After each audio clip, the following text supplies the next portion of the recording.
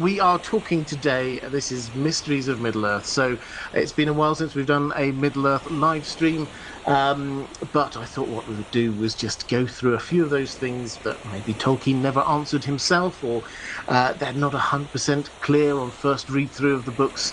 As always, I've got some questions from my patrons. I will try and dig in as much as I can to questions in the chat as well. I'm going to give a shout out straight away to moderators who kept everyone entertained, I'm sure, while I was off. Thank you so much. I hugely appreciate that. If you could if you're in the chat, please do show them a little bit of love.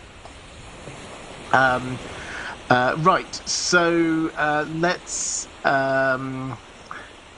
go to a second try at answering my first question from one of my patrons. This is from Alexander the Just Okay, saying, "Hi Robert, I hope you are doing fantastic."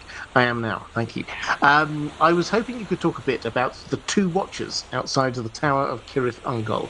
Shagrat, or one of the other orcs, mentioned that it was built by the men of Gondor. It is also stated that they have trapped in them an evil spirit or will. Has Sauron modified them or embedded in them some evil sorcery? They seem to be extremely powerful, and I'd just like to hear your insight on their fascinating construction and the sorcery involved. Okay, so the two watchers, they appear in the books, quite significant in the books. They don't appear in the films. There is just a moment where the camera sort of pans past them. It's a kind of like a nod to book readers that, yes, they are there, but they just didn't include them. Which I kind of understand, because their presence in the film would be quite jarring and would sort of seem to need some kind of explanation, and it might have sort of slowed the pace a bit. So I understand why they weren't there. But what are they? Well, Cirith Ungol, if you remember, is that watchtower fortress just on the border of Mordor.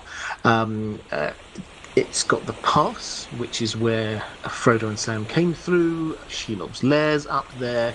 The other side of it, we get this fortress, and we get a whole load of orcs who are garrisoned there. That's where, when Sam thinks that Frodo has been killed by Shelob, he goes there. Then Sam realizes his mistake, and then he has this great heroic moment when he goes in and rescues Frodo. So that's what we're talking about. On the outer wall, before you get into the courtyard, there's a gateway to get in. And on either side of the gateway, there are these two watchers. They're statues. And they have got they're like three bodies merged into one, with vultures' heads and jet black eyes, and one is facing straight outwards, one of them is facing straight back, one of them is facing straight across the gateway, and they're on both sides. And they've got within them these two powers. Firstly, the power to prevent enemies from getting in. It sort of creates this kind of sort of like a force field, effectively, preventing any enemies from getting in. Orcs are absolutely fine coming in, but enemies, no. Going either direction. If you do somehow manage to get past that, then they let off this shriek, this really loud shriek, which is heard for all around. And Sam has to get in first. He gets through on his way into the fortress by holding up the Phial of Galadriel. Pure, holy light allows him to get through. He can get through, but he triggers the alarm. Big shriek, answering bell from the top of Cirith Ungol. On their way out, Frodo and Sam together, they hold up the Phial of Galadriel, and also they invoke the name of Elbereth. So that gets them through. Again, though, the shriek goes off, and they decide, well, they've got to get moving quickly, because anybody could have heard that. So that's what we've got going on. What are they? Well, you're right. The fortress itself is Gondorian. The history here is that at the end of the Second Age, last alliance of elves and men, Sauron was defeated, ring cut from his finger, etc., etc. And Mordor was cleared out broadly of evil. It couldn't be completely cleared out, but they'd done most of it. But the Gondorians who were there, Gondor was at the height of its power.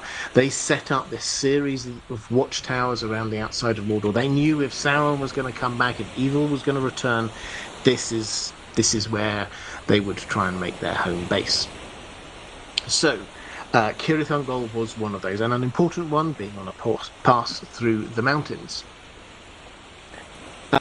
However, over time, Gondor slowly went back on what its duty was to keep an eye on Mordor, and they abandoned these watchtowers, and they pulled back, and and Cirith Ungol was abandoned, and then the Orcs and the Nazgûl took it over. And so that's the situation that we have now. So the question is, at which stage in this development might these watchers have been placed there? Are they original? Were they part of the original Gondorian design? Or are they something which was put in later by Sauron or the Witch King or someone like that? I think there's two main clues. The first is the design, which doesn't feel very Gondorian to me. The vultures' faces, that's not a very Gondorian thing. In fact, that kind of reeks of death and things like that. So that doesn't feel like it's an original design. And secondly, part of the magic is this blocking enemies. And who are enemies? Well, orcs are friends. The enemies, the hobbits, yes, but also if you go back to earlier drafts from Tolkien, it's very clear that they think that people who might be trying to get through there, who might trigger this, are elves or Gondorians. So this is, the magic is very much post evil taking over Cirith Ungol once more. So as far as I'm concerned, it doesn't make huge amounts of difference in practical terms whether they were original statues and then someone like the Witch King came in and put the magic spells on there, or the Witch King or Sauron, whoever it is, added these to the original design. If I had to guess, it's probably the latter.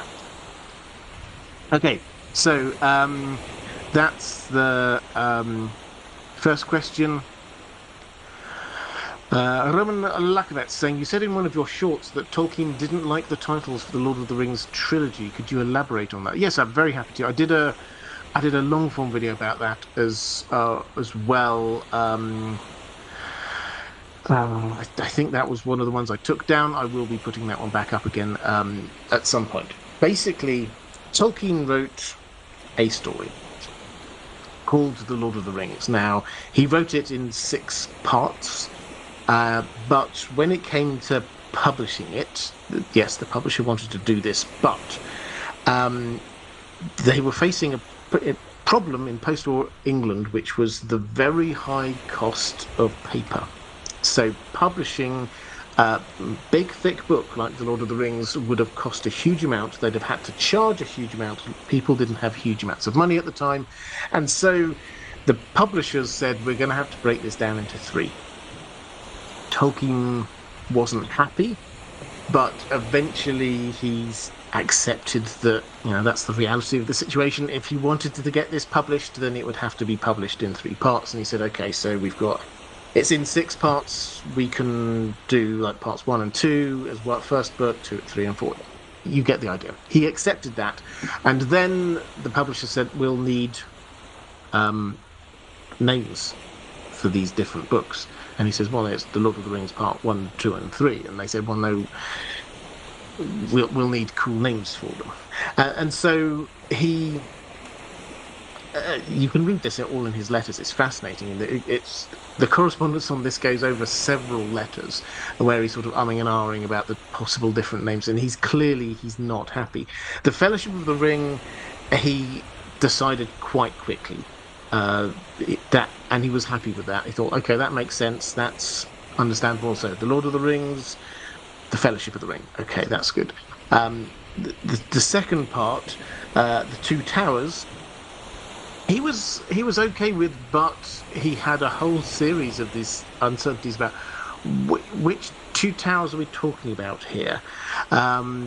So the way in the films, they were very clear that this was the two towers of Orthanc and Barad-dûr. That was the two towers, and that was one of the things that he was thinking about. But then he also thought, well, maybe this should be Minas Tirith and Minas Ithil / Minas Morgul. He went through a number of these different possibilities. Then he came to the conclusion that actually maybe we should just let the reader decide what the two towers in question are. So he was never 100% convinced, but he was okay with the title. It's just he wasn't quite sure on what that should mean. And then the Return of the King, he suggested that originally, but then he didn't like this because he thought it was, and he didn't use this word obviously, but he thought it was a bit spoilery. So he thought maybe I can't remember what other titles he suggested for that last part. I think he might have said The War of the Ring or something like that was what he wanted for the the third book to be published, to be called. So yeah, he was not happy, but all of this stems from the fact that he thought it should be published in one, and then suddenly it got sprung on him it would have to be in three.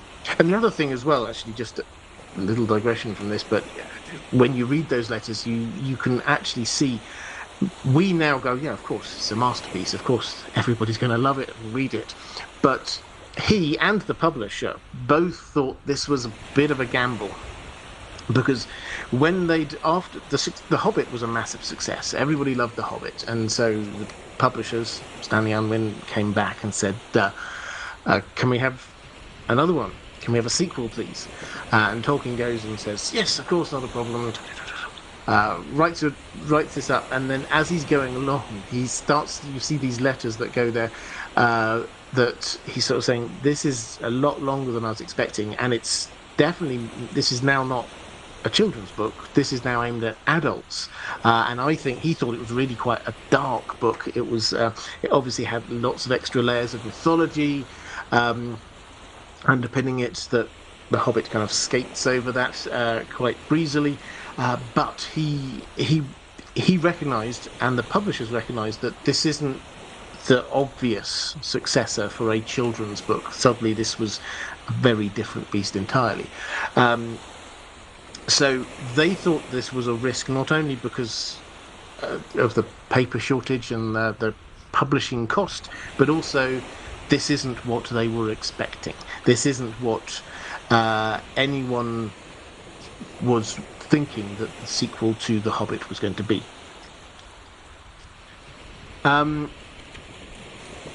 Midnight Sun, what is the situation with the physical location of Valinor? It has changed through the ages. Is it still a place that's literally possible to get to? Yes. Now, we do have to... I did a video on this called something like Where is Valinor? Or something along those lines, if you want the long answer to this one. But basically... It was a physical place. It was a continent on Arda, the world, to the west. But then they took themselves out of the physical plane, and you can still get there on the boats that Círdan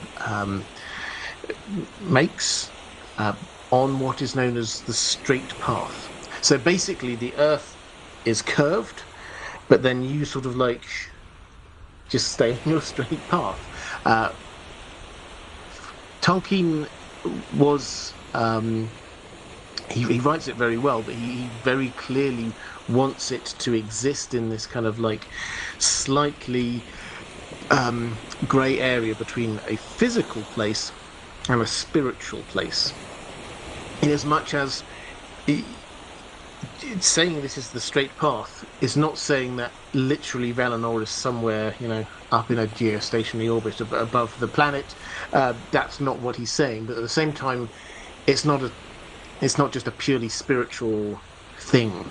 It's sort of halfway between the two. And indeed,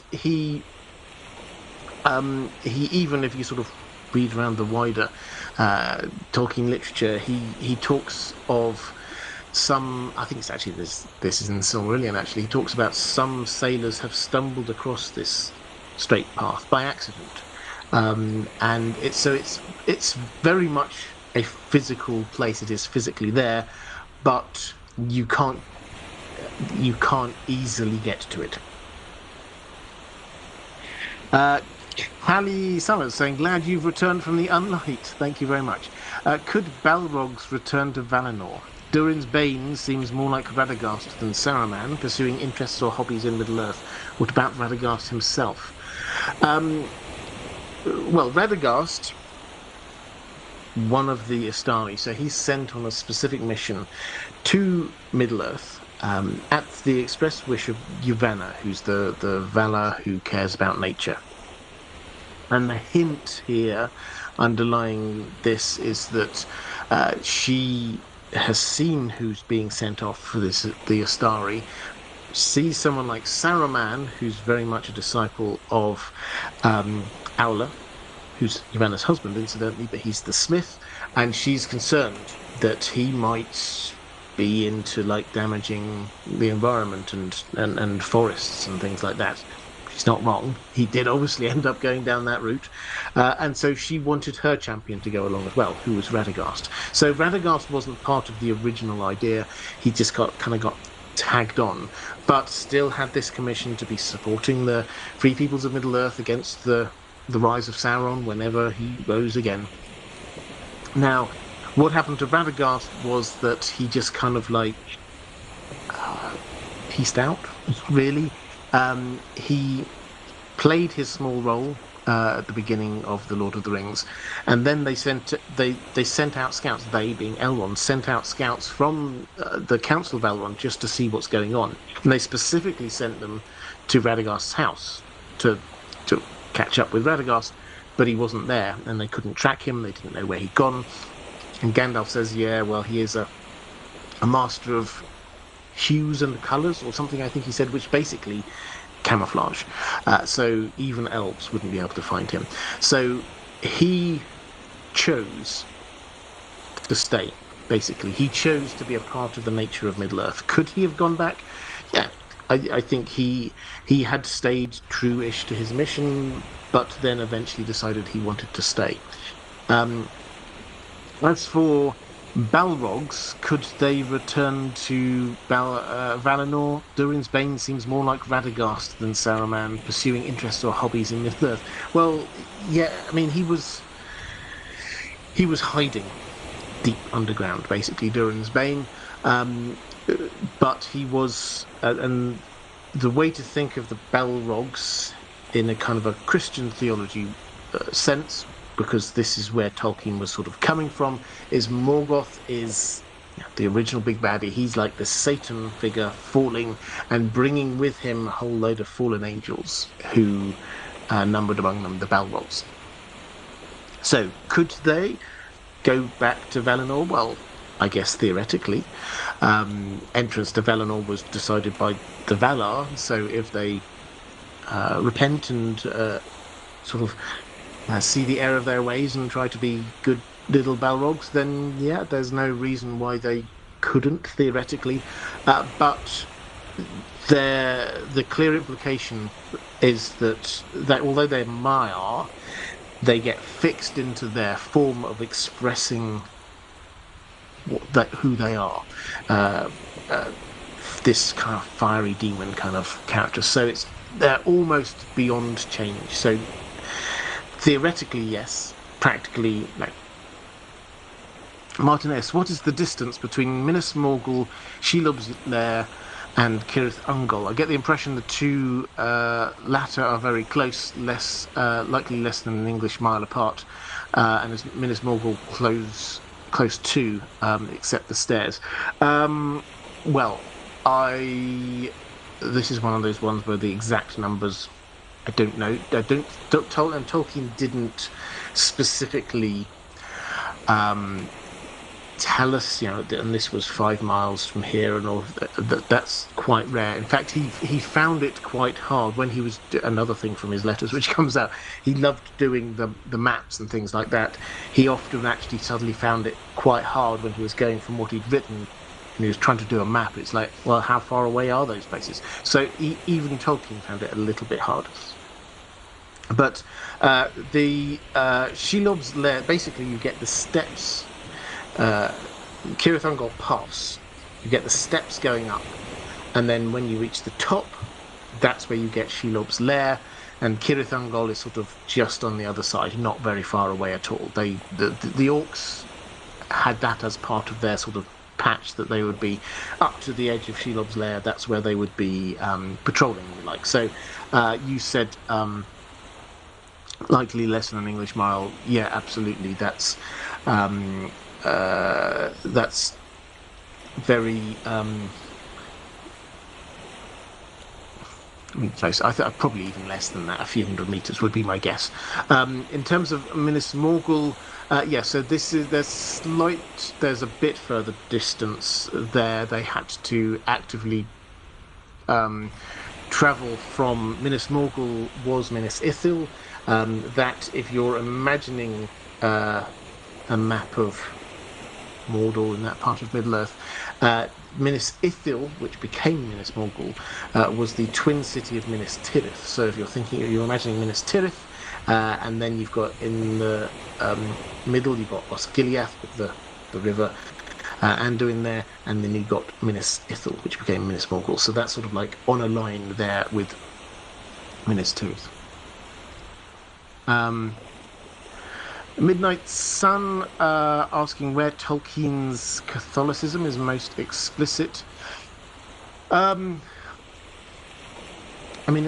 a few places. He very much said afterwards, he looks back, he thinks of it as a religious work as a whole. But in terms of where the most obvious things come out, I think the conception of God and Iluvatar as this creator god, and then you get the fallen angels, that kind of whole cosmogony idea, that does come across as very Catholic. The thing that he highlighted in particular was lembas bread, the way bread, the elven way bread, that he thought this was very, because of the way that he describes it, it's not just, here's a magically very filling food, it's spiritually nourishing as well. And he thought that was the equivalent of a communion wafer, and he thought that was, out of everything, that was probably the thing that to him felt closest to that. Martin S., are there any remains of Utumno or Angband deep underground somewhere in northern Middle-earth in the Third Age? Now, Martin, I think, actually, someone else has asked a very similar question. Not sure if I'll be able to find this now, but I will... Ranabir Mitra said, I wanted to ask about Utumno. We know about the destruction of Angband, but Utumno is not explicitly said to have been destroyed. If you inspect the maps of the First and Second Age, Utumno could be under the ocean near the lands where King Ardavui, met the Lusoth people. Do you believe this fortress still had a role in Middle-earth? My headcanon says that the fortress plays a role in regard to the nameless things in the oceans of Middle-earth. Okay, so one of the things that makes the Silmarillion, in my view, quite a challenging read, particularly first time through, is the fact that the geography changes. So you think you're just getting your head around roughly where things are, and then everything just shifts. Continents disappear, islands appear, then get destroyed, whole swathes of land just aren't there anymore. Lots goes on between the ages. If you look at the map of Middle-earth that we know now, if you imagine to the west of that, that used to be Beleriand, this extra land where most of the action in the First Age happened. At the northern edge of that was Angband, which was Morgoth's fortress. Now, before Angband, he had a place called Utumno, which Tolkien never explicitly says where it is, but he does say it's under or near the Iron Mountains, which were, again, in the north. They stretched all the way across the north of Middle-earth. So we're specifically told about, yes, Morgoth's second, Angband, his second stronghold, that was destroyed during the War of Roth at the end of the First Age. We're not specifically told about Utumno, but clearly it seems to have been in the bit of land that was just destroyed. It was just washed under the sea. So what is there? So Martin's saying, is it? Are there any remains left deep underground somewhere in northern Middle-earth? Angband, no. I think it's pretty clear that was part of the land which is now drowned. Utumno, it's slightly less clear, but again, the implication is that this is part of the land which is now deep underwater. Might there be something? So Ranabir added a little bit that his headcanon says that the fortress plays a role in regard to the nameless things in the oceans of Middle-earth. So Utumno being an evil place, now the nameless things in Middle-earth sort of emanating from there in the oceans. So nameless things, for those who don't know, I think I did a video on this one, but the nameless things are mentioned in passing by Gandalf in after he died and came back as Gandalf the White. He briefly describes what happened to Aragorn, Legolas, and Gimli, and he says that he fell off the Bridge of Khazad-dûm, went all the way to the bottom, went through these deep, dark corridors and caverns, and eventually worked his way back up to the top. And as part of that, he says, far, far below the deepest delvings of the dwarves, the world is gnawed by nameless things. Even Sauron knows them not. They are older than he. So this is something that's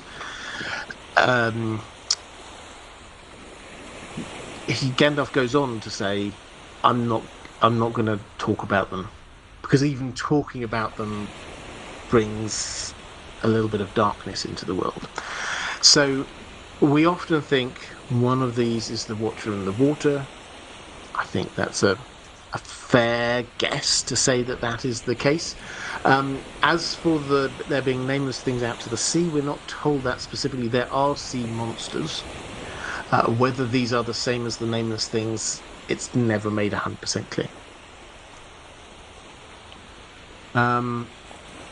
Midnight Sun saying, Crafty Spirit asks, who was King Bladorthin? I was actually reading about this just the other day, but I will. This is one of those ones where, if you often watch these live streams, rather than I don't want to just blag a little bit and pretend to answer something. I'll give you a proper answer on this one. If I'm having a mind blank on somebody or an issue, then I will come back to it next week. In fact, I've got one from, I think it's Kairos Ballerina. I don't know if you're in the chat. You did a super chat a couple of weeks ago, and I said I will pick up on this. And next time we do a Tolkien one, I've got that, and I will come to that in a moment. So yeah, I will come back to that question. Oh, Kairos Ballerina, you are there. Just got a question from you. Picking up one. Thank you very much for people picking up questions for others in the chat. I hugely appreciate that. It's a lot of things go through. I'm talking all the time here. It's very hard to read stuff at the same time as talk. if the highlighters are super chats, I will spot them. Otherwise, I can't guarantee I'm going to spot them. So when people do super chats on behalf of other people's questions, that's incredibly generous of them. So thank you. But anyway, Carlos Ballerina picking up a question for impending inspiration. What's up with Aulë? He has a bad track record with his protégés turning evil. Is he at odds with the other Valar?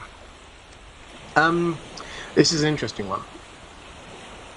So Aulë the Smith, when you're talking about bad track record, what we're talking about here really is Sauron and Saruman.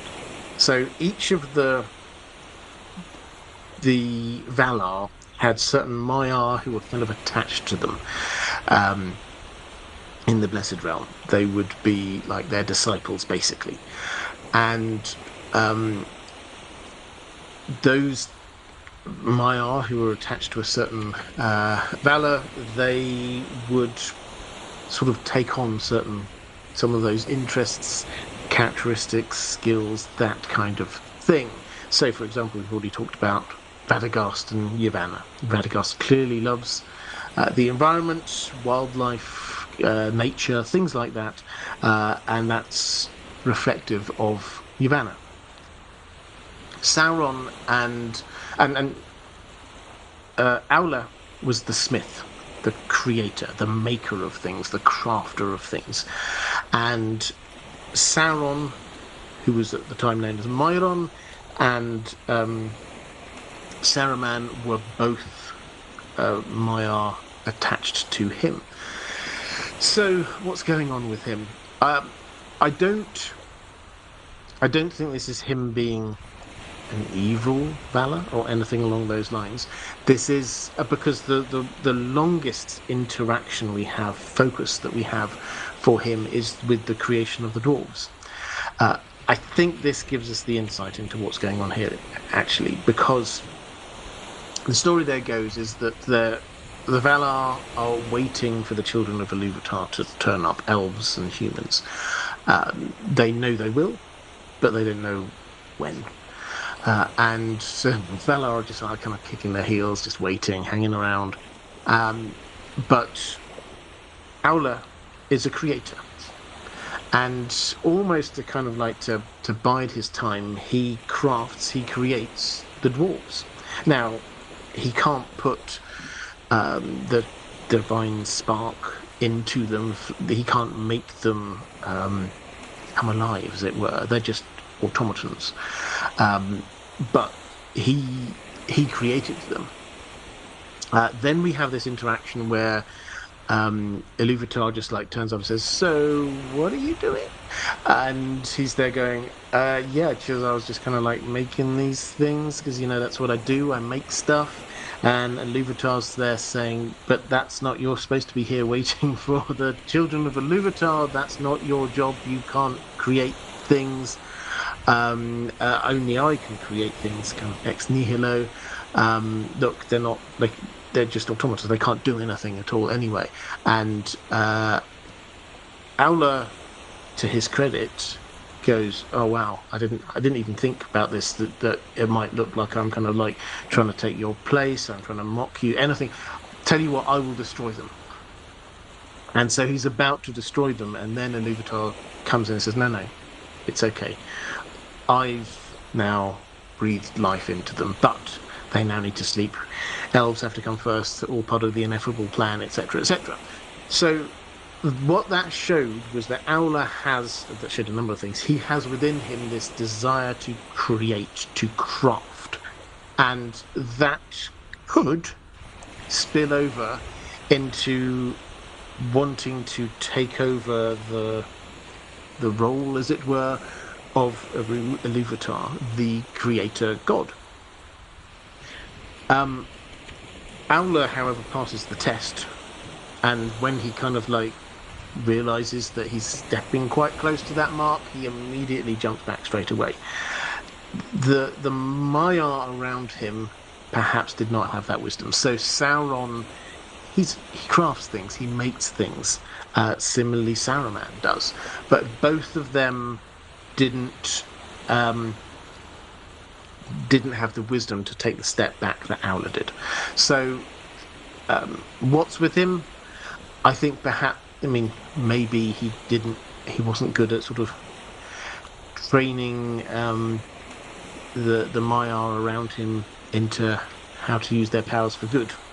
But him in and of himself, no, he's one of the good guys. Midnight Sun, why is there a timeline for the arrival of races? Because that's all part of Aru's ineffable plan. I'm afraid that's just one of those things. Crannog Woman saying, hello Robert, I really want to thank you for getting me into the Rings of Power. I wasn't convinced at first, but thanks to your streams I gave those episodes more attention, and I absolutely love it now. Well, I'm glad you're enjoying it. So they have now confirmed Season 3 is happening. Just so you know, there was never really in doubt, but there was a very long gap after the end of Season 2 before they formally announced that Season 3 was happening. But thank you. I'm glad you're enjoying it. Let's go to Gina Z saying, hi Robert, happy Thursday, and to you too. Could you explain how Galadriel, Celeborn, Elrond and Gandalf were able to communicate telepathically? I'm thinking of the passage towards the end of The Return of the King where this is described. Is this a power that some elves possess intrinsically? And or would the Rings of Power have amplified or affected this ability for the ring bearers? Thanks very much. Right, so the bit that you're referring to, a lot of people kind of blink and miss it, but they don't really pick up on this. But after the main story of the Lord of the Rings and everybody sort of going home, then we get we get this. They're all sort of heading off in a big group before they start splitting off, and we read this. Often, after the hobbits were wrapped in sleep, they, meaning Celeborn, Galadriel, Gandalf and Elrond, would sit together under the stars, recalling the ages that were gone and all their joys and labours in the world, or holding counsel concerning the days to come. If any wanderer had chanced to pass, little would have been seen or heard, and it would have seemed to him only that he saw grey figures carved in stone, memorials of forgotten things now lost in unpeopled lands. For they did not move or speak with mouth, looking from mind to mind, and only their shining eyes stirred and kindled as their thoughts went to and fro. So, beautiful poetic language, but they're having a telepathic conversation.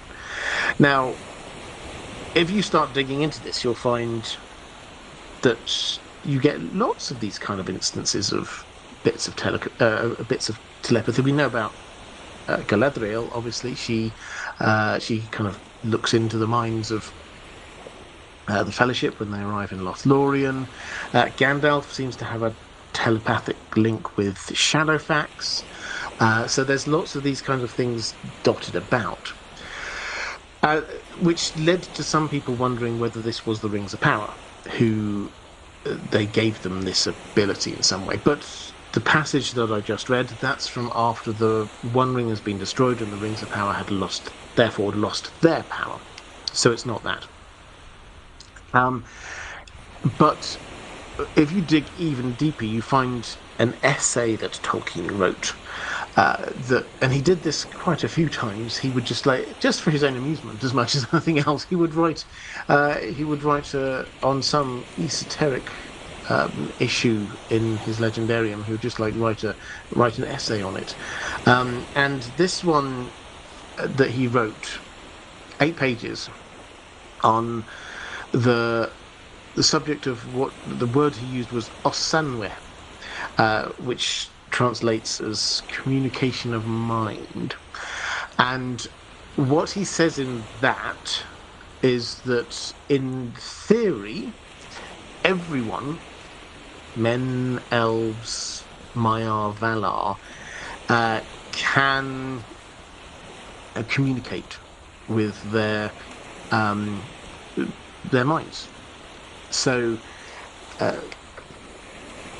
humans find it a lot harder, but the strongest minded humans can. And if you look, you see Denethor does this. he can kind of cast his mind far and communicate and read people's minds. The way Tolkien, if you ever go to Lord of the Rings, when you start to get into Denethor, the way he describes him as being, he's Ingly, this guy, Denethor. Yes, he's gone down a very dark path personally, but he's this almost Numenorian figure in the way that he's incredibly strong mind that wasn't overtaken. He had Sauron. He basically was like looking and having these kind of mind battles with Sauron through the Palantiri. And although Sauron did manage to kind of like make him focus in on all of the terrible things and they'd drive him basically to madness, Sauron didn't overpower him and use his mind because he couldn't, because Denethor's mind was very strong. So you have all that, and the one other thing which is quite interesting is that you have to be able to concentrate hard in order to do this. Some people, some races, obviously like the Valar, can do it because they're much more powerful. Maiar can because they're powerful. The elves, the more powerful the elves are, the more likely they are able to. So, you know, those guys that we were talking about just now, they can do it because they're powerful elves. There are three things, apparently, three factors that can make it easier to do this. And he lists them as affinity, urgency, and authority. So, affinity, if you've got a connection to someone, if you know them really well, that just makes it a lot easier to be doing the kind of the telepathic thing. Urgency, if you desperately need to be saying something. So, for example, when Frodo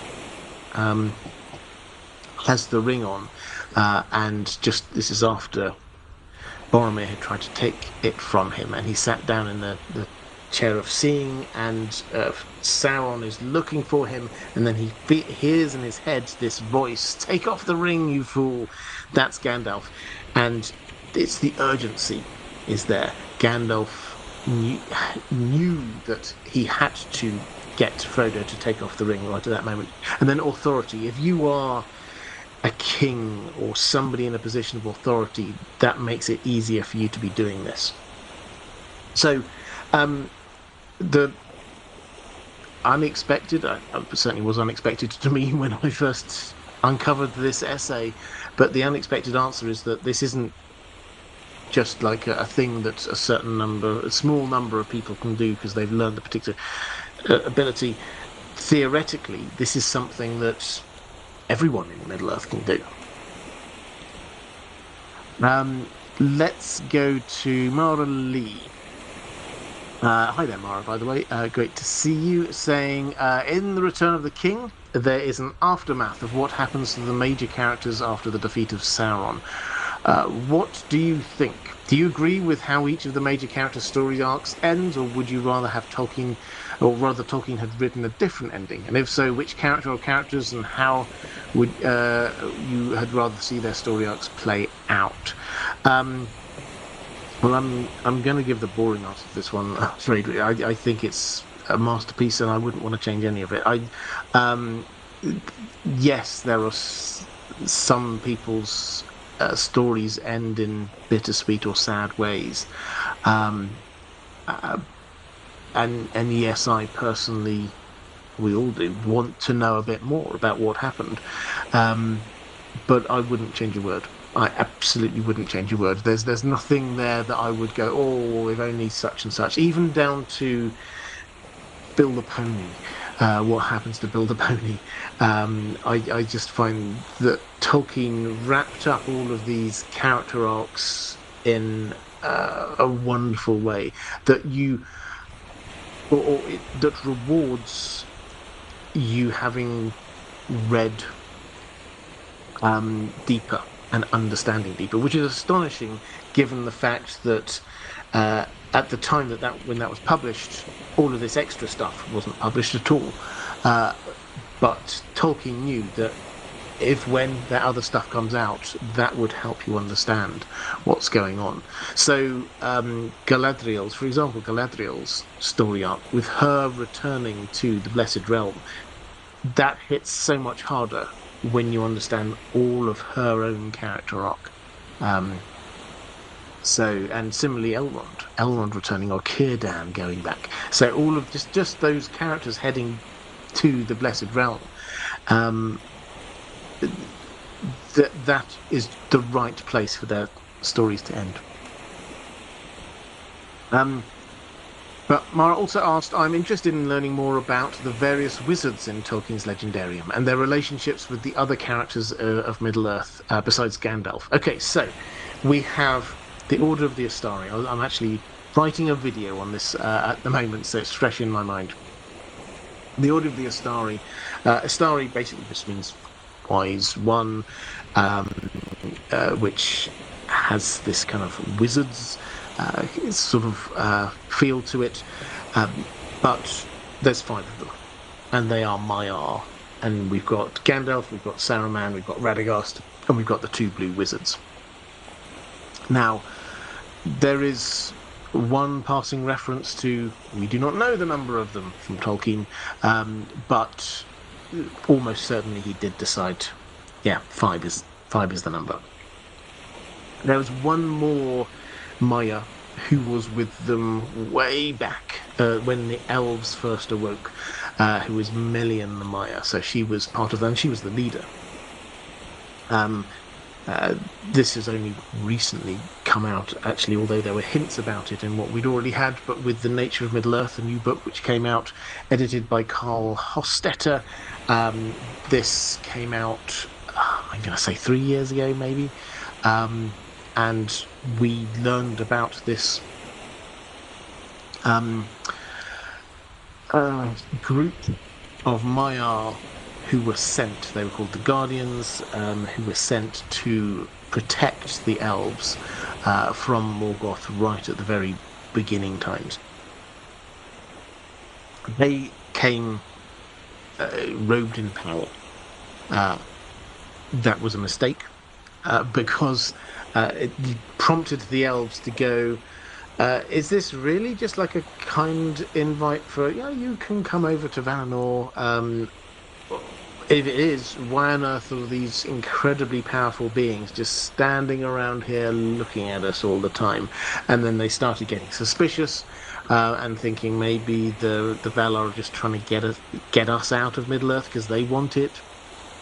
And that's what led to this division of the elves. Some of the elves went off to Valinor. Some stayed where they were. Some started and gave up along the way. So that's how you start to get these divisions in the elves. That, the Valar said, at least partly was because they sent the Maiar, who were there genuinely to help, clothed in all of their power and glory. So the next time when they sent them, in the Third Age, they said, no, this time you're going to look like old men. And so nobody's going to be, when they just look at you, nobody's going to be scared. Nobody's going to be thinking, we have to do what these people say. So that's the setup. We've got the 2 blue wizards. We don't know much about them. Tolkien, in one of his letters, admitted that even he didn't really know much about them. He was writing a story about northwestern Middle-earth, and they went off to the east. So he doesn't know huge amounts about them. Radagast we've talked about a little bit already, and Saruman started off going to the east, but then when he sensed Sauron starting to rise once more, he came back to sort of northwest Middle-earth. Now, what's their relationship with the wider world? So the blue wizards, they, over time we're told they probably fell a bit like Saruman, but in their own individual ways, and they founded cults. Probably that's what Tolkien speculates, that in the wake of Sauron's demise, they sort of set themselves up as cult leaders. They didn't have any interactions that we know of more broadly, but they must have done over in the east. Radagast largely kept to himself. He did have some.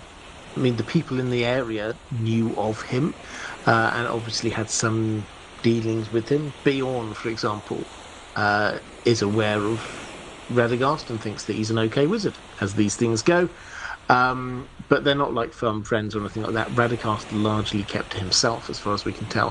Saruman, he played a lot more of a political game, setting himself up in Orthanc, and then was interacting with the Dunlendings, slowly building his army up with them. Gandalf, he didn't have a home, and he was just wandering around all over the place. So he seemed to have had good relations with Radagast.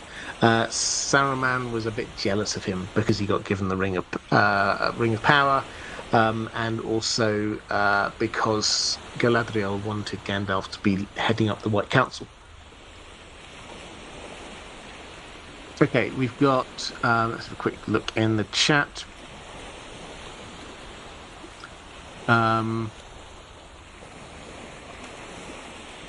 Murphy saying Tolkien revised the history of the Blue Wizards multiple times. Yeah, he did indeed. There's at some point he says they came in the Second Age as well, but they were never a major thing. It's just like a little sentence here or there. Okay, so Midnight Sun saying Tolkien uses a soft magic system, which you've spoken of favourably. Do you have a favourite hard magic system? Does Harry Potter count as hard magic? Does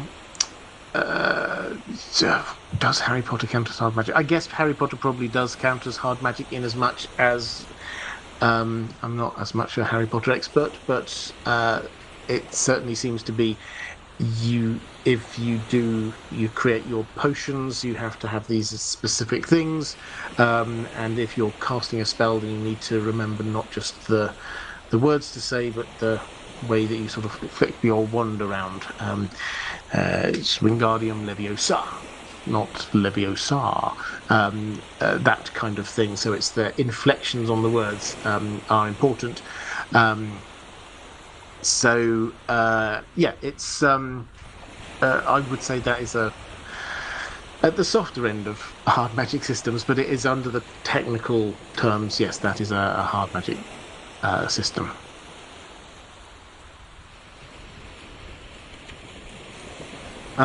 Let's go to Catherine first, saying, "Hi Robert, I'm currently rereading The Lord of the Rings, and I was wondering who actually gave Frodo permission to enter the Undying Lands at the end of the story. I always remembered it as either the Valar or the Elves, but then I came to this section after the defeat of Sauron." This is the quote. "Then Queen Arwen said, 'A gift I will give you, for I am the daughter of Elrond. I shall not go with him now when he departs to the Havens, for mine is the choice of Luthien. And as she, so have I chosen, both the sweet and the bitter. But in my stead you shall go, Ring-bearer, when the time comes, and if you then desire it. If your hurts grieve you still, and the memory of your burden is heavy, then you may pass into the west until all your wounds and weariness are healed. But wear this now in memory of Elfstone and Evenstar, with whom your life has been woven.' And she took a white gem like a star that lay upon her breast, hanging upon a silver chain, and she set the chain about Frodo's neck. Where the memory of the fear and darkness troubles you, she said, this will bring you aid." So you then finish off saying, which makes it sound like Arwen was the person who sort of gave the gift to Frodo. Is that right? Well, yeah, it's an interesting one, because does Arwen have the authority to do this? She certainly talks as if she's got the authority to do this. But entry to Valinor, the Undying Lands, this is at the prerogative of the Valar. So what's going on? Thankfully, again, we can go to the letters. And Tolkien, I mean, it's a longish quote, but I think this answers this specifically. It is not made explicit. This is what Tolkien says. It is not, or in fact, I think this one is Christopher Tolkien's notes on on his father's letters. So I don't think that affects how much weight we place on it. Christopher Tolkien was the greatest authority that we have on his father's work. It is not made explicit how Arwen could arrange this. She could not, of course, just transfer her ticket on the boat like that. For any except those of Elvish race, sailing west was not permitted, and any exception required authority, and she was not in direct communication with the Valar, especially not since her choice to become mortal. What is meant is that it was Arwen who first thought of sending Frodo into the west, and put in a plea for him to Gandalf, direct or through Galadriel, or both, and she used her own renunciation of the right to go west as an argument. Her renunciation and suffering were related to and enmeshed with Frodo's. Both were parts of a plan for the regeneration of the state of men. Her prayer might therefore be specially effective, and her plan have a certain equity of exchange. No doubt it was Gandalf who was the authority that accepted her plea.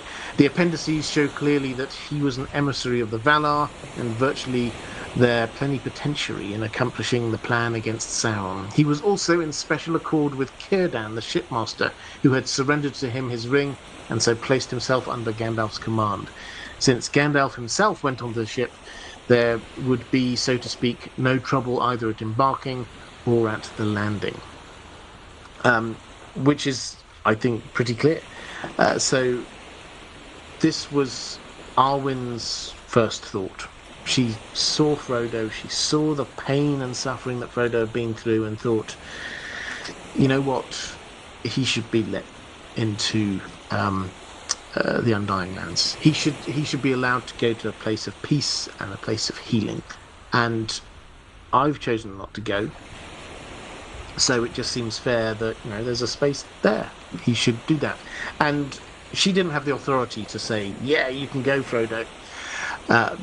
But she did know more powerful people, particularly, for example, Galadriel, her grandmother, and Gandalf.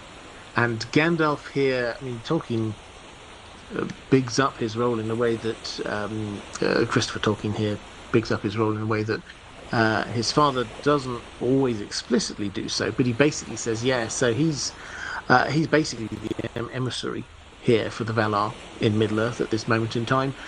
He's in contact with them, and so he would be the person who would be able to decide these things. And if there were an issue, he could just smooth it over.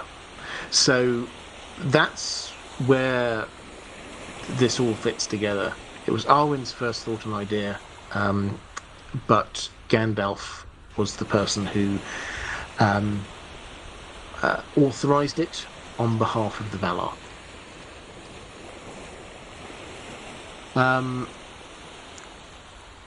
Let's go to Relaxed Like a Cat, saying, hi Robert, this is a somewhat speculative question, but if George R. R. Martin rewrote The Hobbit, what changes might we expect to see?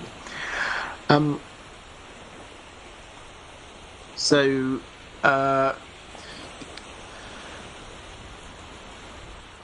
think the first point to say is George R. R. Martin hero worships Tolkien. We often kind of play up this idea that he critiques him and he's a reaction against Tolkien.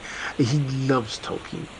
I defy you to find any long-form interview that he's done with anyone about his writing when he does not name-check Tolkien at least once, and usually he does it many, many times just in each interview. He adores Tolkien. So I don't think he would rewrite it. I don't think he would make a change. But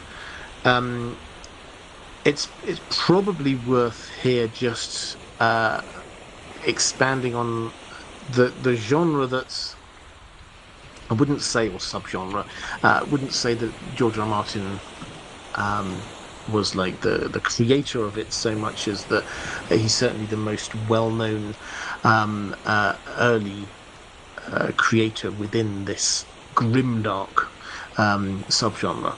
Grimdark is a type of, if you've not come across this phrase before, it's a type of fantasy that has a lot more violence, often a slightly darker ending, and the characters are a lot more morally grey.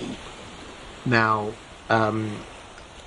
Tolkien's characters are often, I'm always defend Tolkien's characters as being a lot more morally complex than people often think of them as being, but there can be no doubt that we have the good guys, we have the bad guys in Tolkien. We know who the good guys are and what their mission is, we know who the bad guys are, and whereas there are a few sort of more neutral characters in the middle, it is a story ultimately of good versus evil.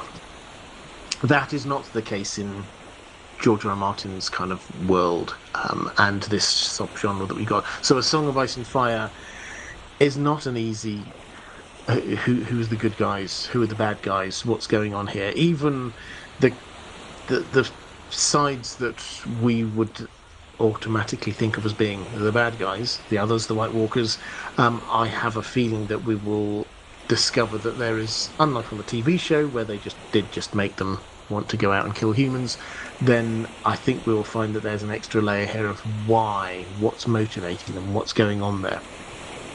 And characters like, for example, Tyrion, who is one of the more sympathetic characters. When you actually kind of dig into him, he does some absolutely abhorrent things. Doesn't make you not want to be sort of like reading from his perspective or even enjoying his take on things, but he does some really dark things as well. So I think the short answer is that if you were to rewrite The Hobbit in a grimdark fashion, then you would get, playing up the more morally ambiguous dwarves roles here, you would perhaps understand a little bit more about where Smaug is coming from. It's not really his fault, he's a dragon, he can't help it. That kind of feel, and the innocence and hope created by a character like Bilbo would probably be, if not lessened, balanced out by other things. Rassler, why did Saruman return from the east? And does he have contact with the Blue Wizards? Also, why did Gandalf never go east when they suspected Sauron was in the east? Okay, so the Blue Wizards... So when the five Istari arrived, they basically spread out. Now, the idea was that they were there to go and help the free peoples of Middle-earth against the rise of Sauron. They didn't know where Sauron was, where he was coming back. You say when they thought he was the east. The east would be the obvious place for him to go. It's not that they specifically thought he's definitely there. The east would be the obvious place for him to go because that's where his supporters were. That's where the peoples that had been under his sway for so long were, and so him sort of coming back in secret, that's the best place for him, really. So it kind of makes sense that the Blue Wizards went out there, as did Saruman. And to start with, and while we're talking about the East, it's probably worth mentioning this isn't just like a country. We talk about the East Run, like the place to the east. This is massive. This is continent spanning. This is huge. There's cultures. There's different type. There's mountainous areas. There's woods. There's massive lakes. There's loads of different stuff going on. So it's not like they're just going to a small bit of Middle Earth. It's just like probably an even bigger bit of Middle Earth than the bit that we have on the map that we know so well. So the Istari split up. 3 went roughly in the direction that they thought it most likely that he would be. Radagast, we're not told all of his history, but clearly he ended up on the fringes of Mirkwood. He wanted to be near nature. Near nature, as we've spoken about a little bit earlier in the stream, he didn't put himself forward for this mission. He was pushed into it. So perhaps even from the beginning, his commitment to that compared to his commitment to nature were a lot more sort of balanced than for others. Gandalf stayed in the northwest and just sort of roved around. He never set up a permanent base anywhere. So why didn't they go?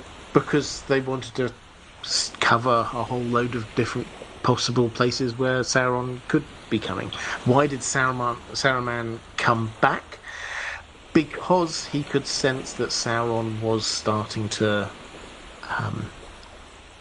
recover and make a return. Evil was starting to move, and it seemed the place where it seems to be most concentrated was in southern Mirkwood. So, and then in the Misty Mountains and all of that area up around, heading north from there. So that's why he came back, because it seemed that was now the most likely place where he was going to be. Added to which, Saruman was studying ring lore through this time. It was a slow descent for him. He was studying ring lore, and he slowly became more and more obsessed by the ring. And everyone knew that the One Ring had been lost in the Gladden Fields. Now, what did that mean? That in terms of where it was now, well, somebody could have picked it up and taken it somewhere else, but then you'd probably expect to hear about that. So the most logical place, if you were fascinated by the One Ring, and even if you weren't admitting it to yourself yet, kind of looking for it yourself, that's why you might return.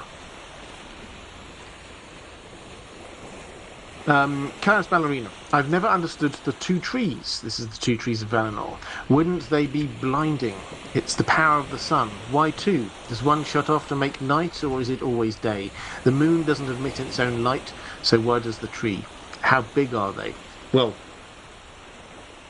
we're not told exact sizes, but yes, so they've got, so one's golden, one is silver. And they kind of wax and wane. So one of them is bright and the other one is dim, and then they kind of like swap over. And there's this moment in the middle where they sort of cross over, and there's this kind of like magical kind of a blending of the lights. Would they be blinding? Well, yeah, in as much as you could see the light that they emitted out across the ocean. But Tolkien doesn't really kind of address this in a kind of a practicality way. The Valinor, the Undying Lands, all he said is that although they are clearly physical places, there is a spiritual element going on there as well. I think if we, and clearly a magical element, if we try and sort of just interpret this as, well, there's these 2 trees with like kind of battery lights sort of shining out, then yeah, they would be blinding, and the light wouldn't be, it wouldn't get everywhere, because, if you build a wall, then the light can't come through the wall. this is magical light. That this was the light which lit up all of the land. So it's not in the same way that we kind of struggle, but we understand completely what is meant by the idea that Ungoliant emitted unlight. It's not an absence of light. She emitted unlight. The light that came from the two trees of Valinor was not a normal light. This was magical light, holy light is probably the best way of saying it.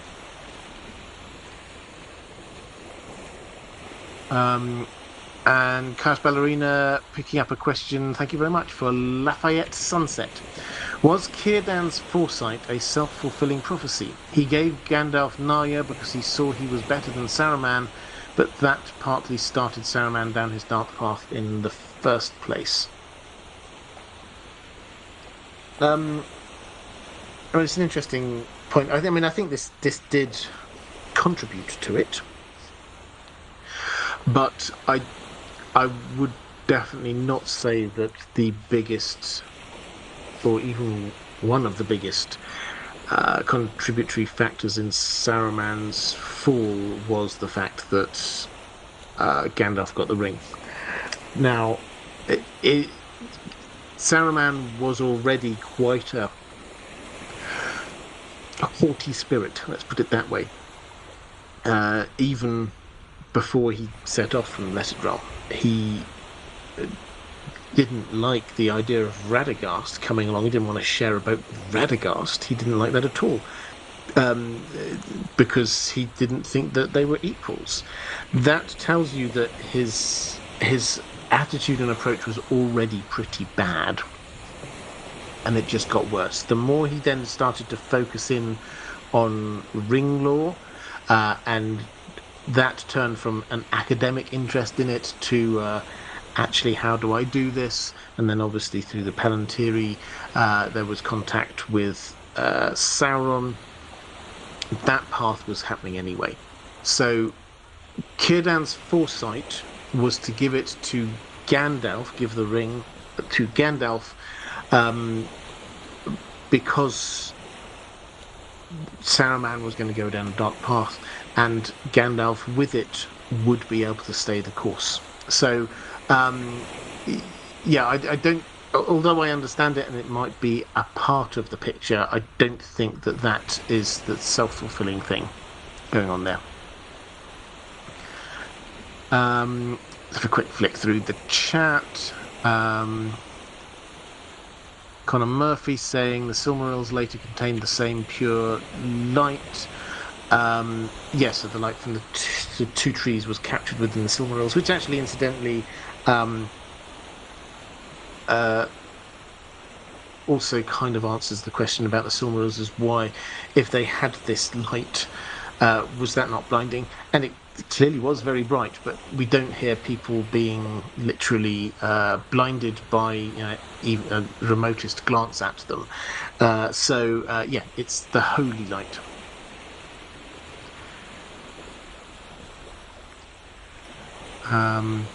And Carl Karsnark saying the glowing world tree shows up in the Elden Ring video game that George R. R. Martin helped with a while back. Yeah, absolutely, that's central to it. It's the, I mean, I've not played the game. I mean, I have seen it played, but I've not played the game myself. But that's a central part of the landscape there. The tree there.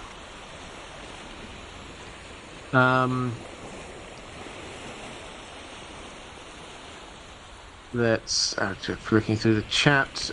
Kelly Summers saying if Saruman had Narya, maybe he would have studied that rather than the One Ring and been able to make his own ring and been satisfied. Well, he did make his own ring. This is like one of those things that Tolkien just kind of drops in there. Is that Gandalf, when he goes to see Saruman, he notices, just in passing, that he's wearing a ring.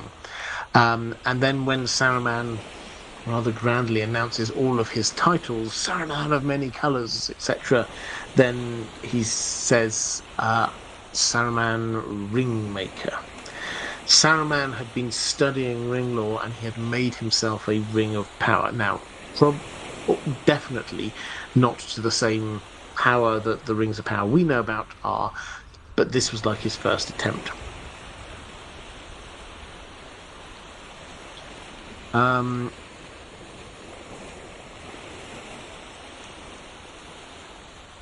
So impending inspiration are saying, as per your recent video about Gandalf, would Sauron be similarly aware of the Blue Wizards? How close would that relationship be?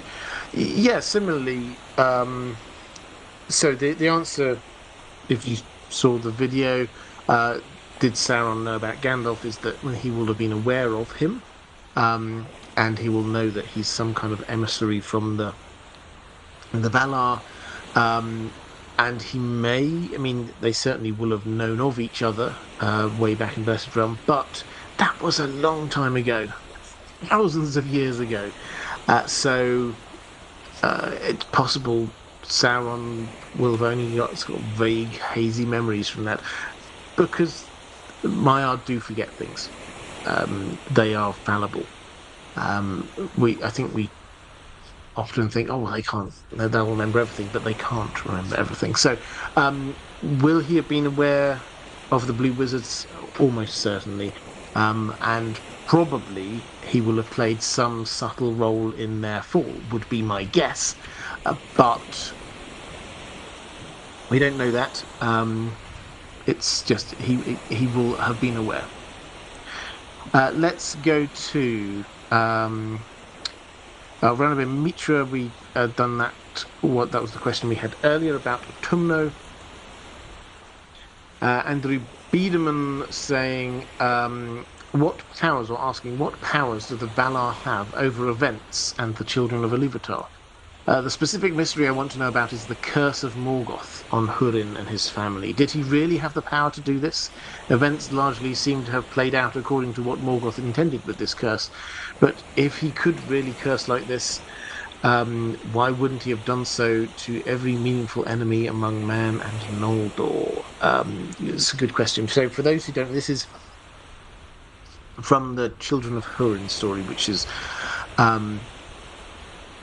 way back in the First Age, one of the three great stories of the First Age that Tolkien tells, and also probably the darkest. With Tolkien, there's always hope, but here the Children of Húrin is relentlessly depressing, in a kind of like a good tragic way, a good storytelling way, but still it's it kind of drags at your soul a little bit. But anyway, one of the early starting points is we get this guy called Húrin, who Morgoth captures, and he's trying to, one of the big things that Morgoth is trying to do at this point is trying to discover the hidden city of Gondolin. He knows that there's lots of elves who are based there. He doesn't know where this is. Húrin refuses to say. And so Morgoth ties him to a chair onto the side of the mountain and makes him magically be able to see out to what's happening out into the wider world. And he curses him. And this is what he says. But upon all whom you love, my thoughts shall weigh as a cloud of doom, and it shall bring them down into darkness and despair. Wherever they go, evil shall arise. Whenever they speak, their words shall bring ill counsel. Whatsoever they do shall turn against them. They shall die without hope, cursing both life and death. So say, quite dark stuff. And Húrin there, poor guy, does have to see his children go through tragedy after tragedy. And so it appears that Morgoth's curse has an impact. Why doesn't he just use this on others? In Tolkien, we were talking about this a little bit earlier, it is a noticeably soft magic system. So it's not like a spell list of saying, aha, I have now unlocked the spell curse. I'm going to curse you. That's not how this works in this system.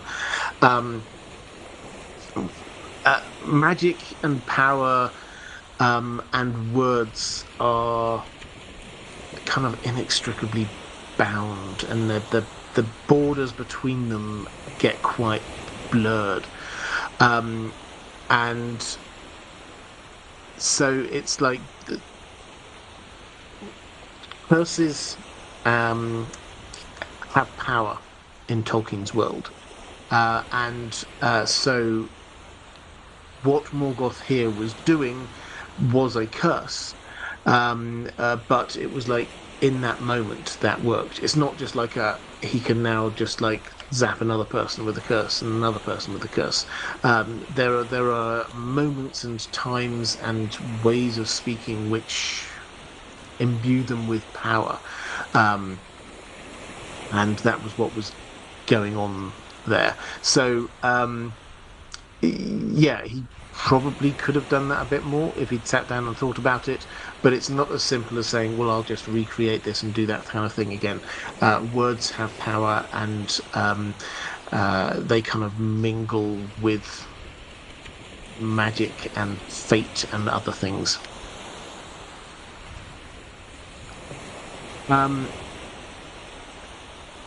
Ninja Robbo saying, similar to Andrew's question, I always get the impression that the Valar were meant to have power over the world, both tangible stuff like water and less tangible stuff like grief, but not the children of Ilúvatar directly, who are meant to have free will. It's always struck me as weird that Mandos has direct control over the dead, deciding on who gets to return to Valinor and when. Yeah, I mean, I think you're broadly right with this, in as much as the Valar have been given power and authority and understanding in line, and insight in line with that part of Ilúvatar's mind that they have access to. Is probably the wrong way of saying it, but when he created them, each of the Valar had that part, that had access to that part of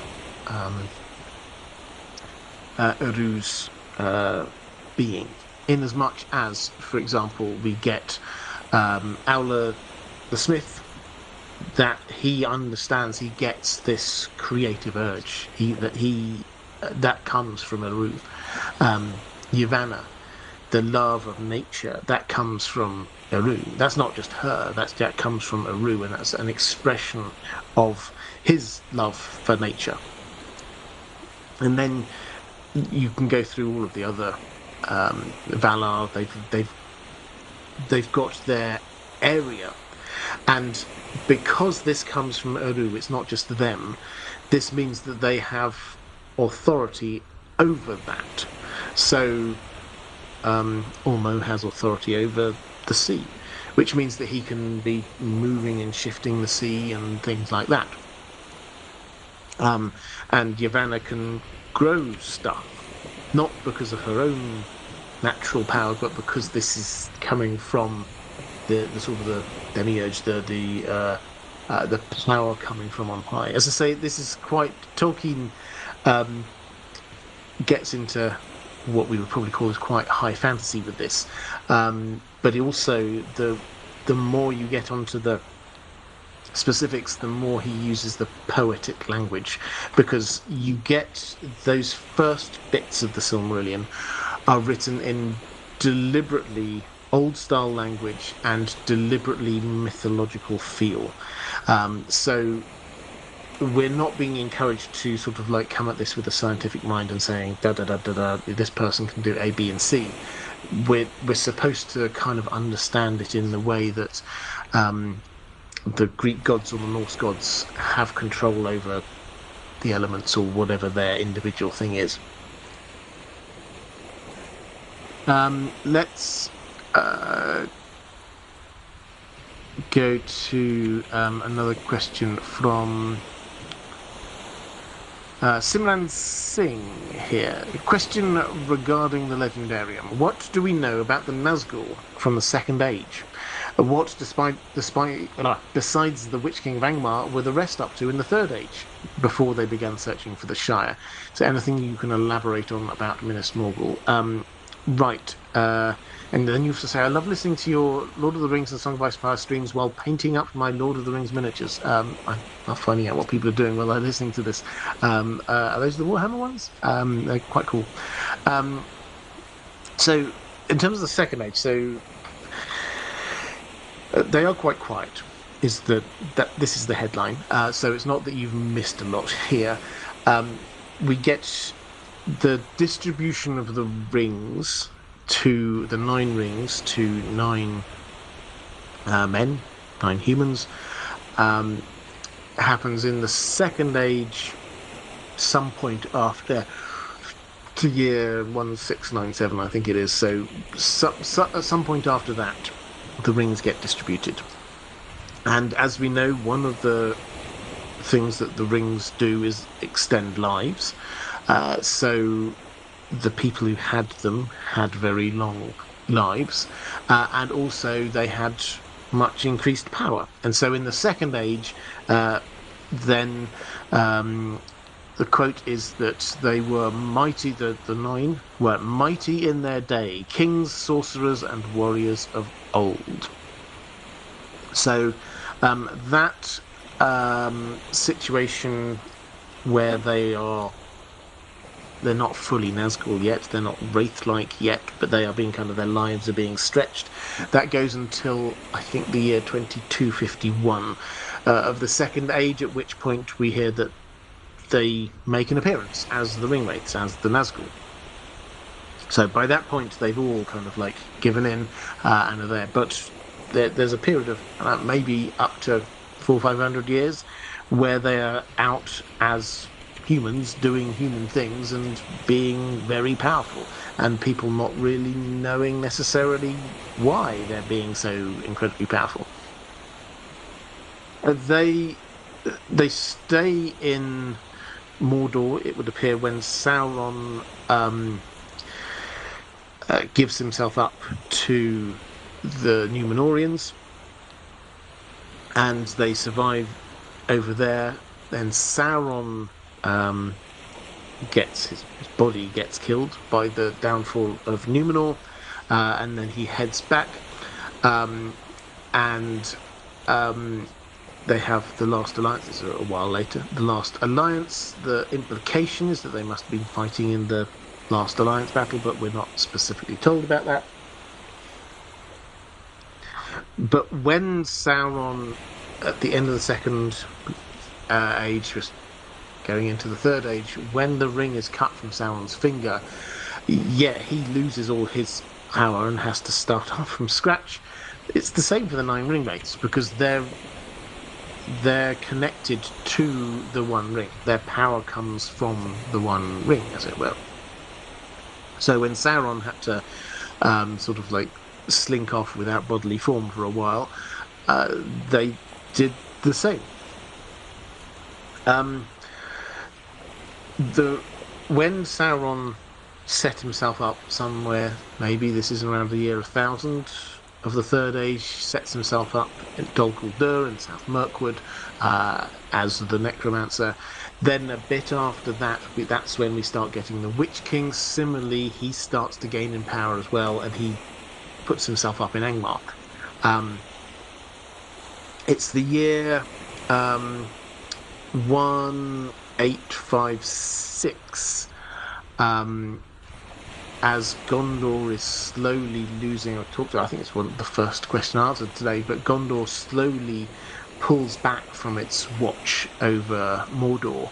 About the year 1856, that's when the Nazgûl re-enter Mordor and they start taking control. A bit later after that, they capture Minas Ithil, turning it into Minas Morgul. So the Witch King, having done his worst up in the north, then comes down and joins them and establishes Minas Morgul as basically their home base there.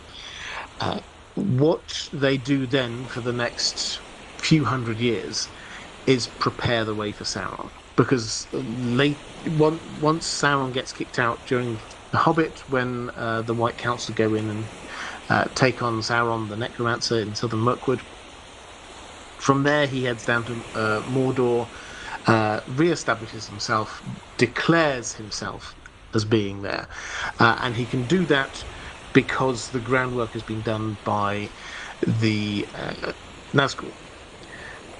However, he then sends back 3 of the Nazgûl up to Dol Guldur, because that is going to be an important base for him in the war to come.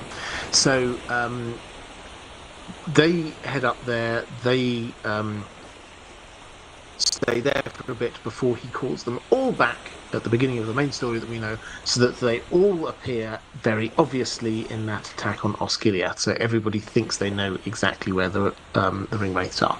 So that, as a sort of a very high level, that's what they were doing. Tolkien doesn't give us much information there. The implication is that they're there leading the forces and preparing the ground for Sauron's return. Martin S. This is your question from last week, I think it is. It was saying, hello Robert, a continuation of my question about Gil-galad from last week. Exactly how capable in combat do you think Gil-galad was? How would he compare to Glorfindel, in your opinion?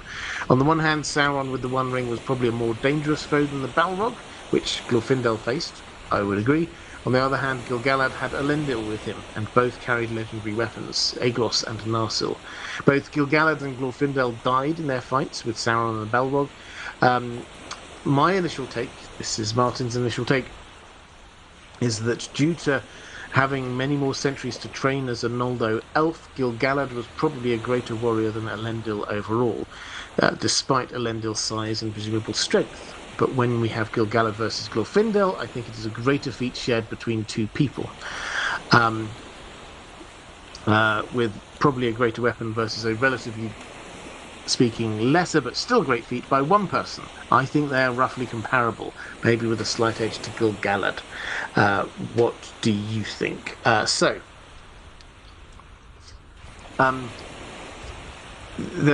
both very impressive and powerful fighters. I tend to shy away from this kind of like trying to compare 2 characters who wouldn't fight each other and say, well, who would win in a fight between them, because there's lots of different variables that are going on there. My general feeling, though, is that whenever you hear Glorfindel described, he is, because he's been back to the Undying Lands and because that's such a holy, nourishing place, it kind of like gives you a power up. And so when he came back to Middle-earth, he was very powerful. And so powerful, in fact, I mean, Frodo asks Gandalf, who is this guy? What's going on here? And we read that when he went out from, relatively early in the story, went out from Rivendell to try and find Frodo and the ring, then there came a point when he was like over a bridge and there were 5 ringwraiths who took one look and thought, it's Glorfindel, and they just did not go anywhere near him. In fact, they went a day south, crossed another bridge, and then a day north. They went completely out of their way just to avoid Glorfindel, because that's how impressive he is. How does this compare to Gil-galad? I mean, it's hard to say. I mean, as you say, Gil-galad had a legendary weapon, Aeglos the Spear. Glorfindel didn't, but he quite clearly, I think, in natural power, is more powerful. That's my take, at least. Pardon me. Right, and we've got last question actually here from my patrons, but I will pick up a few more from the chat as we are going through. And let's go to Caius Ballerina. This is a question actually from a couple of weeks ago that I said I would come back to you on because I was having a mind blank. There always is a mind blank. I had one earlier on this live stream as well. But you asked then, and I said I would come back to it. What happens to the Elven Lords of Middle-earth after they go to Aman? Do they assimilate into other kingdoms, or are they given land in Aman to rule?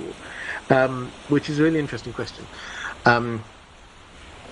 Because it's basically saying, okay, the ruling elves, the Celeborns, the Galadriels, the Círdains, the Elrons, the ruling elves here in Middle-earth, when they go over to the Undying Lands, when they go to Aman, do they get to rule lands there? Tolkien did write a bit about this. I've got a few extra little caveats to add to this in a moment, but he did sort of pick up on this in one of his letters when he's talking about the elves staying in Middle-earth and why they might have stayed in Middle-earth. He says there was nothing wrong essentially in their lingering against council, still sadly with the mortal lands of their old heroic deeds, but they wanted to have their cake without eating it. They wanted the peace and bliss and perfect memory of the West, and yet to remain on the ordinary earth where their prestige as the highest people above wild elves, dwarves and men was greater than at the bottom of the hierarchy of Valinor. So that's the first thing, that the clear implication is they liked being top of the tree in Middle-earth. They're big and powerful. Galadriel's one of the most powerful beings in all of Middle-earth.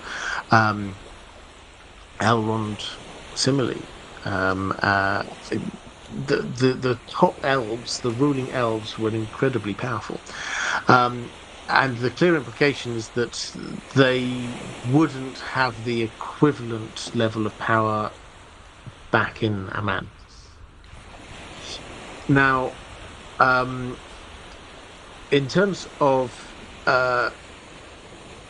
who we've got, though, I think that some who have already been to Aman, they probably, when they go back, would just sort of slot back in where they were. The example here, I think, that we have the biggest example is Galadriel. Now, Galadriel is a member of the ruling family of the Noldor, and I think the implication is that although she'd been ruling lands in Middle-earth, when she went back, she would just slot back into where she was, because her family, they'd not died. She would just go back to where she was beforehand, which is a powerful noble, but not herself ruling lands.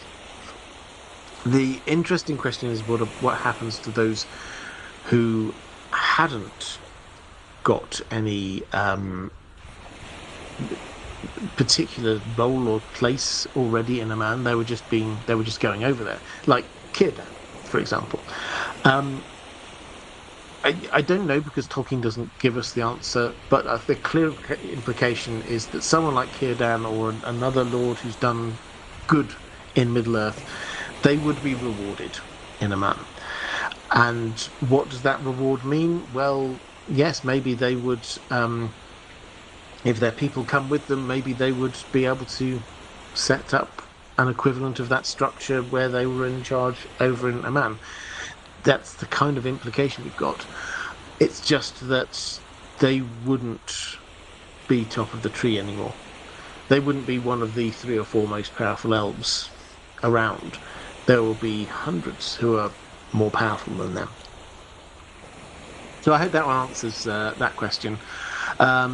Reflective Rambling, picking up a question for V, thank you very much, saying, I've always wondered about the Feanorian oaths' effect on the sons. Could they have chosen to act differently?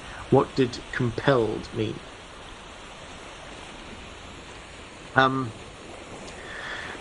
So this takes us back to the discussion we were having a little bit ago about Morgoth's curse.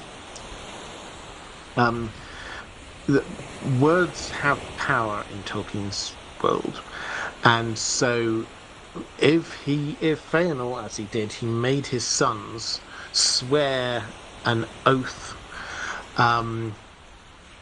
that basically said they have to go and get the Silmarils and not allow anyone else to have them.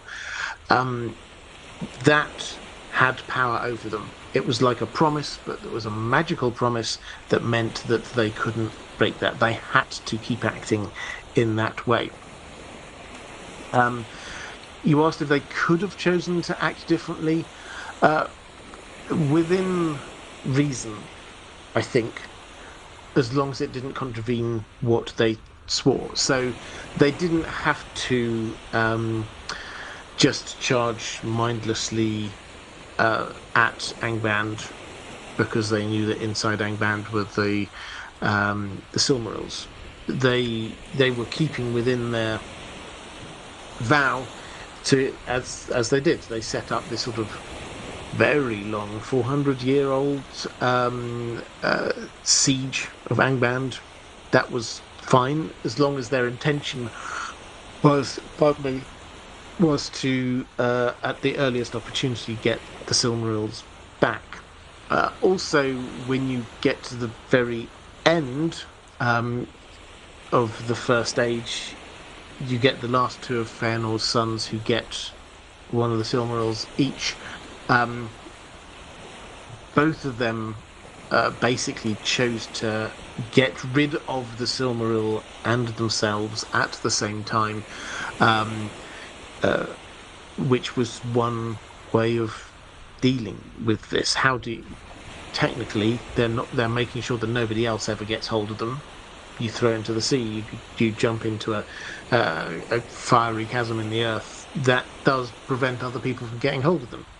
It's true, but there are other ways that you could do it. So they still had free will about how they went about this and what they did, but the oath had power that compelled them to keep at their commitment. Martin S.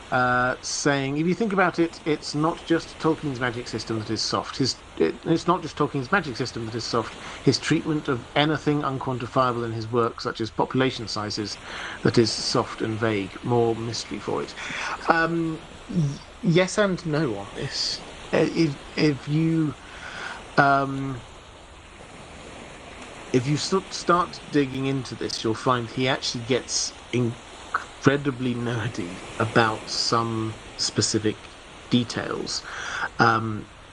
Now, you can go in the Nature of Middle-earth, which I name-checked earlier in the stream. If you go through that, you'll find that he did whole pages and pages of calculations of elf populations and things like that. That's there, working out intricately which year different things happened. He wrote so many of these different timelines. He was very focused in on that level of detail. It's just that there are some bits that weren't as interesting to him. He wasn't as interested, and this George R. R. Martin is right. He wasn't as interested in the details of good governance as someone like George R. R. Martin is. So it was enough for Tolkien to say, and Aragorn was a good and wise ruler, and the land prospered. That was fine.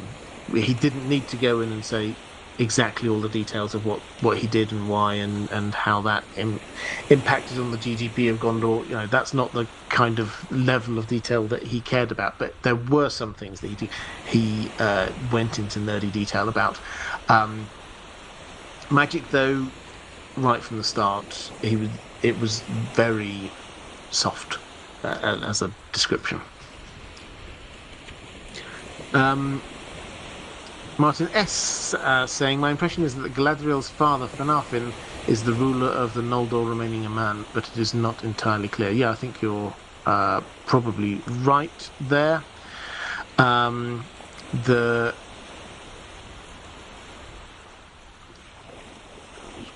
So I've finished my questions from my patrons. I will now have a look at some questions in the chat. Carl Karsnark saying, Tolkien struggled with this question when it came to orcs. If they have free will, then they choose to be evil. But if a Iluvatar is all-powerful, then all beings are simply following his will. Yeah, he went through other things that he answered over. So the theology of stuff, he really he got into at a very deep level that you can see in his letters. So there's a few letters that he writes off to fellow Catholics who are picking up on various things, and he gets into this in really quite deep theological levels.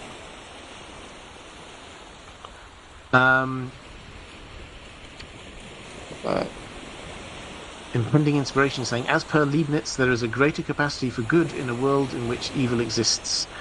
So evil orcs are good for the greater good.